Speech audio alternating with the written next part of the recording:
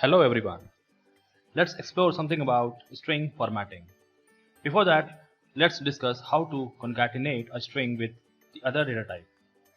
We already have seen how to use a plus operator to concatenate a string with another string. We also have covered how to use type conversion to just concatenate a string with some other data types. For example, if I have to print, "Hey John, have you read page 135 of science book?" Then in order to print it in the exact format as required, we have to change this, because this is an integer. We have to change this into a string type just by using type conversion, converting it into a string. And if I click run, see, it is printing, "Hey John, have you read page 135 of science book?" But there is another efficient method of printing this in format as required by using comma. Here we don't have to convert any of the data type into string type. Let's see how it works. See, "Hey John, have you read page 135 of science book?" We have to print this, and here 135 is an integer. So I just change it page, the variable name, and I just use a comma in between, and again I put a comma. Here I just change it to book because that's a variable, and just I write a comma here, again comma here. Now click run. See, this is printing as per the required format. Now one more thing, can you observe this? While using the plus operator, we have to give a space between the two strings, but here we don't need to put a space in between concatenating two strings.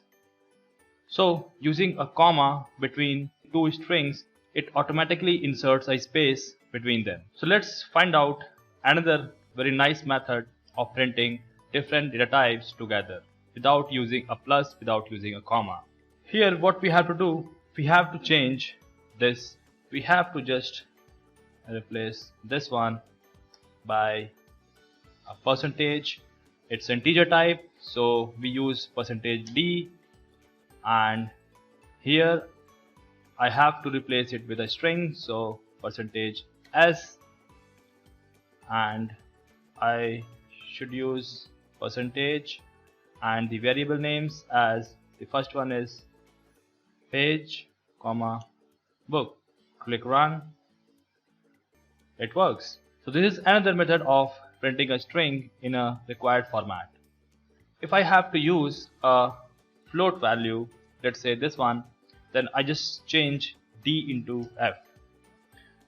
Click run. See, it works. So these are few methods of string formatting, but so in Python 3 we have a much cleaner and nice method of doing the things that we have done above. We have printed a string, we have concatenated a string with a other data type, with an integer, with a float, by using the plus method, by using the comma, and by using the percentage operator. But this feature has been added exclusively in Python 3, that is fstring method. Now let's see how it works.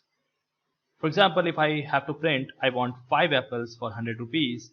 If I have to print this by using the above methods, what will I write? I just write percentage quantity, comma, price, and I just replace this with percentage d because this is an integer, here percentage d because this is again an integer, and I just click run and see, it is printing the string as per required. But using a fstring method, we just have to put f at the beginning of this string like this, and what should I do? I just replace all this with curly brackets, and here also curly brackets, and here what will I write? I just write this, just replace here with the variable name quantity, and here the price. Now click run. See, this is much cleaner as compared to the other methods.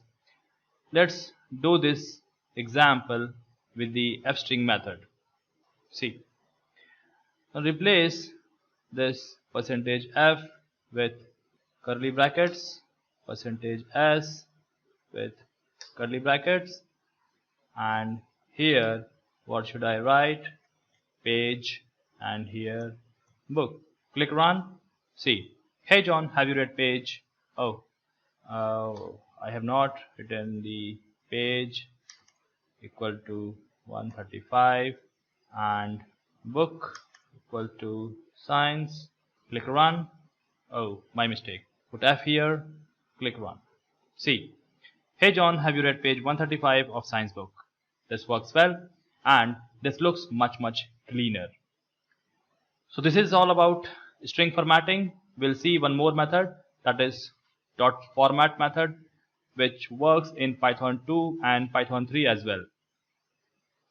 Till then, bye bye.